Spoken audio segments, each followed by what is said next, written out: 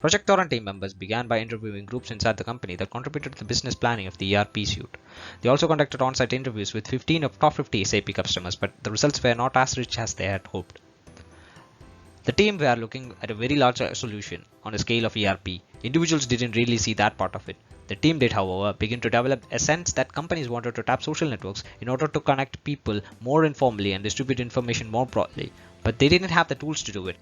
What also proved valuable during this initial research phase was looking at some of emerging technologies, talking to SAP's experts in emerging best practices, and researching the millennial generation's interests and needs. The work with the millennials, undertaken in partnership with Steelcase, the office furniture company, revealed a significant insight that the team considered. For this group, transparency was very important. Peer-based feedback and transparency around the performance were emerging trends among the millennials. If the team is totally transparent about the performance, then it would be naturally gaining real-time feedback. Millennials all share the information. A generation that looked to Wikipedia as its information source and wanted to rate every transaction on eBay would likely bring different expectations about information availability into the workplace. Millennials would expect transparency in their organization decision making as well. The team started to appreciate the workflows within the organization could be seen as more than formal flows of information that moved through a corporate hierarchy. They could be seen as a different kind of social activity.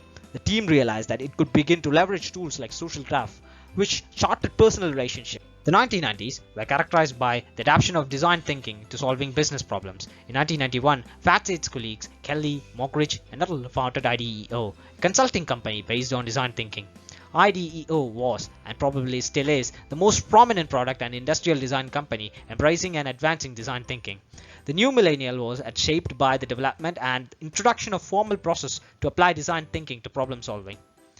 A large body of knowledge around design thinking, both from an academic and a practical perspective, has been developed and published over the years. In 2001, the team led by Brown at IDEO introduced its three-step processes around inspiring, ideating, and implementing.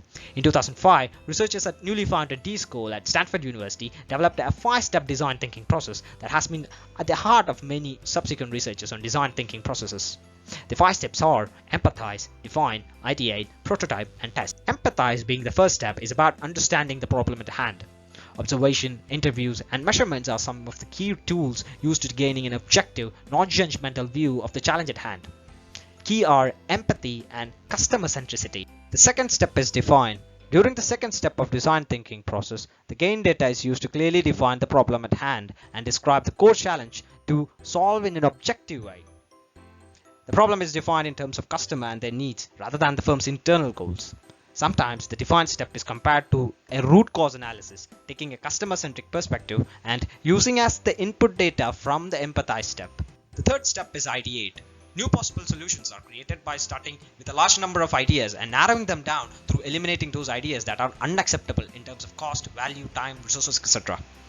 More often than not, does the ideation step include brainstorming or brain-walking exercises? The fourth step is prototype. Prototyping is about transforming ideas into actionable concepts that can be shared, reviewed, and validated. Prototypes need not be perfect and are iteratively refined and improved until they can demonstrate value from customer perspective. At this step, several prototypes are usually defined. The fifth step is test. Before selecting a prototype as the problem solution, they are tested and validated. To do so, experiments are designed and performed. Based on the outcomes of the experiments, the prototypes are iteratively refined until a validated working solution is found. Matthew believed that over time, as you mine a social graph, the real workflow of the organization became transparent as opposed to the formal workflow, that idealized workflow tied to roles and responsibilities. There is a gap between the way process is supposed to work and the way it really works. Most people know that. Those who can work the system find ways of working around the formal structure. But a company like SAP is all about structured workflows. For some of the old guard, it was hard to imagine that the people don't follow process, but people were going through LinkedIn and then going through their ERP system to see what vendors worked with their company.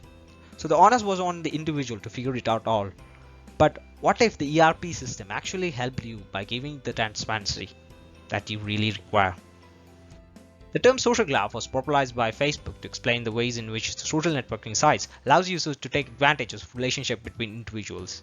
Social networking tools are increasingly prominent in the design thinking space and can greatly facilitate core activities such as customer co-creation and hypothesis testing. These kind of questions and insights drove the process. It was an intense experience. Matthew described it as locking 8 people in a room for 6 weeks. The team took over a design service project room with floor-to-ceiling whiteboards and soon managed to fill them.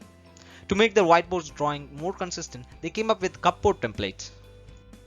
The good news is that creating kind of physical space conducive to design thinking is neither expensive nor complicated. Ideally, you require a fairly empty room with movable furniture and big blank walls like the one the Project Torrent team uses.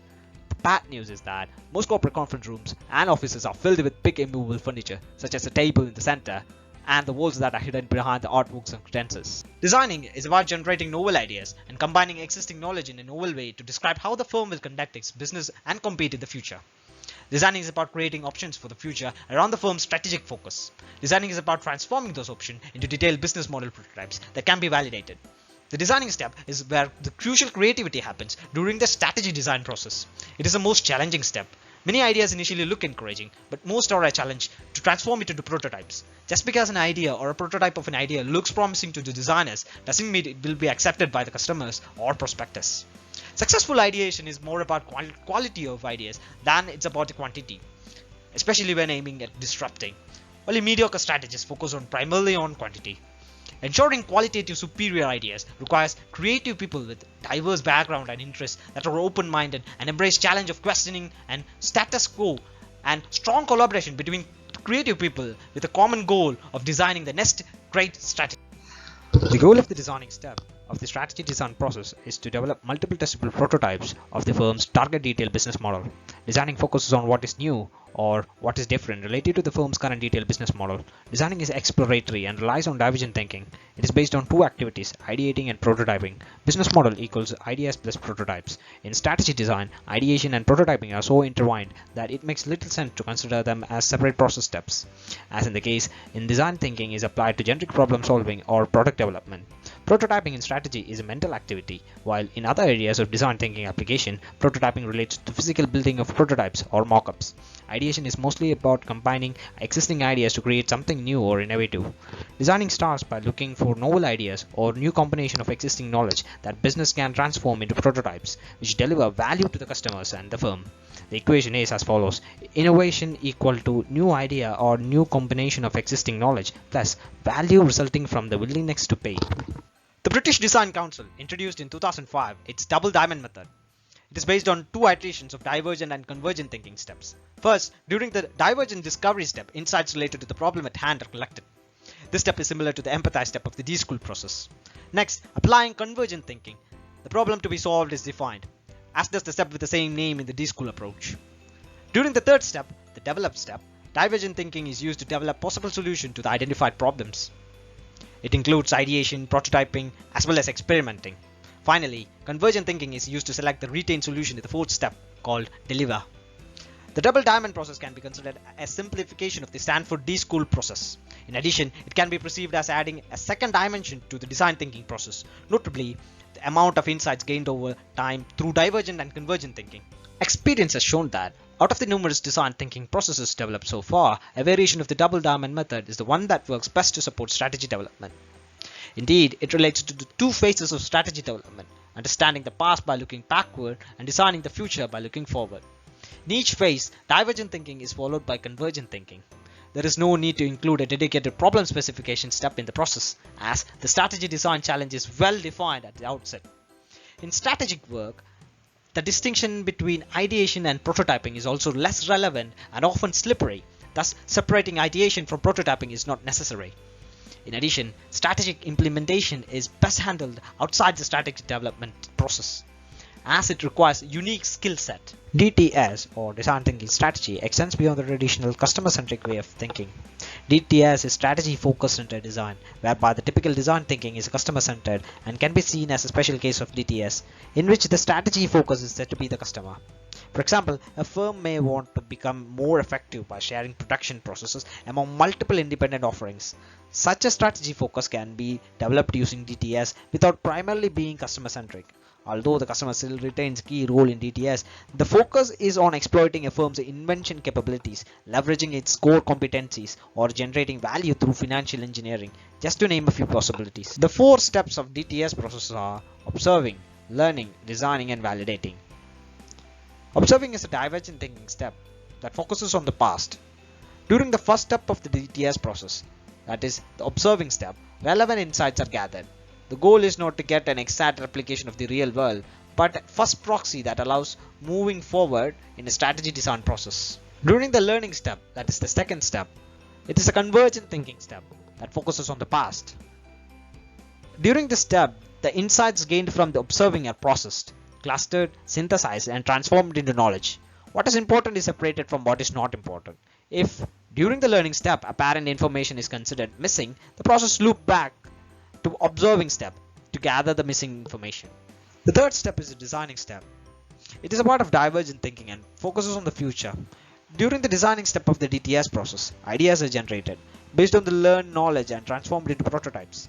Prototypes may be either physical or mental models, like storyboards. They do not have to be complete. The goal is to build a representation of the proposed strategy that is realistic enough so that can be validated.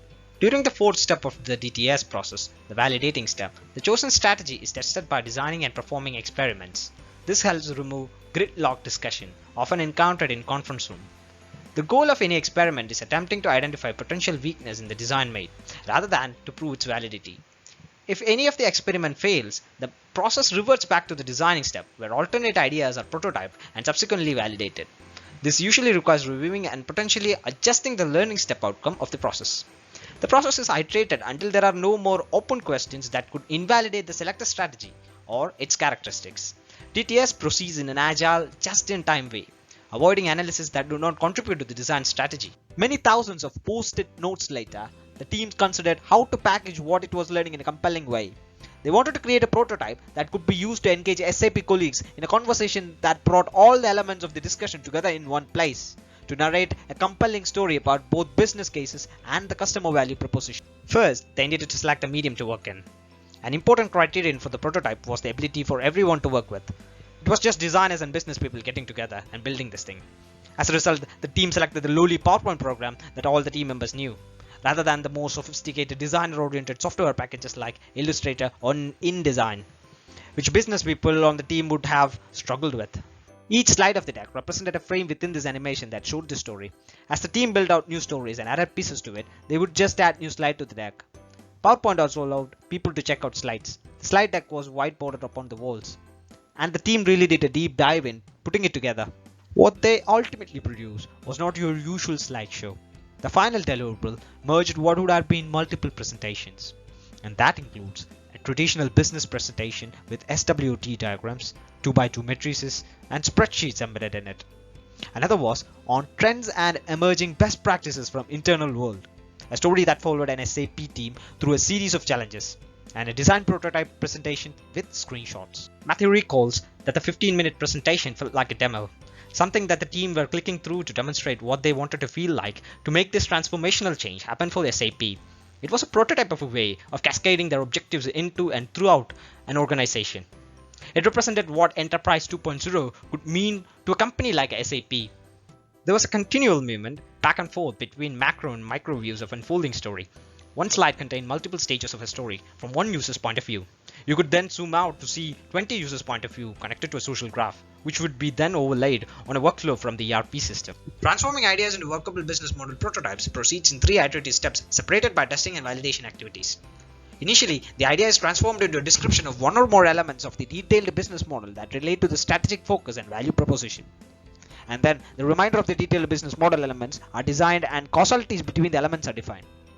Finally, the prototype stemming from different target population or ideas are aggregated and commonalities, especially in the non-strategic focus related elements, are identified. The goal of any prototype is to test the validity of underlying business model. It is important to design distinct prototypes depending on whether to validate the desirability, that is, focusing on customers and their jobs to be done relative to the value proposition and offerings. Feasibility, aiming at validating the required capabilities to deliver upon the promises made in the value proposition. Or viability, targeting financial aspects of the business model, ensuring sustained profitability in excess of the cost of the capital. We have so far seen how SAP and Project Torrent team set a stage to work together to build the prototype for business problem that they are facing. In the next video, we can see how Project Torrent team utilizes the prototyping method to solve their problem. Until then, stay safe and think different. Thank you.